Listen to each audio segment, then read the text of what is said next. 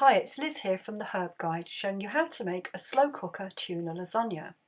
It's super easy, just 2 steps: make the sauce and topping and then assemble it. So first of all, make your sauce. Finely chop an onion or leek and a bell pepper. Fry those in a tablespoon of oil for 2 or 3 minutes. Add a tub of passata. Add a teaspoon of dried basil or oregano. You can add more if you like, and then a few twists of black pepper. Add the tuna and give it a good stir. Let the sauce simmer for around 10 minutes.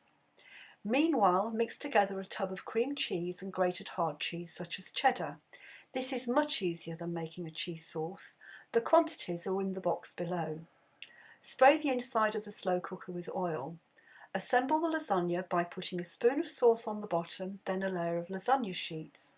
You'll need to break them up to fit, as the sheets are oblong and most slow cookers are round or oval. Continue to layer up in this way. I used 12 lasagna sheets here and got 4 layers. Make your last layer lasagna sheets and then put the cheese mixture on top. Just dollop spoonsful and then spread it out evenly over the pasta so that it's completely covered. Put the lid on and cook for 3 to 4 hours on high or 6 to 8 hours on low.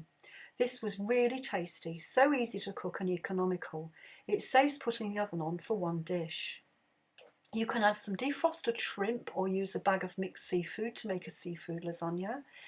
If you brown a ½ pound of beef mince with the onions, you've got a meat lasagna.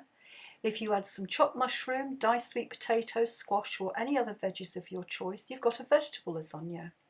And this tuna sauce is also great served over spaghetti or mixed into cooked pasta to make a tuna pasta bake.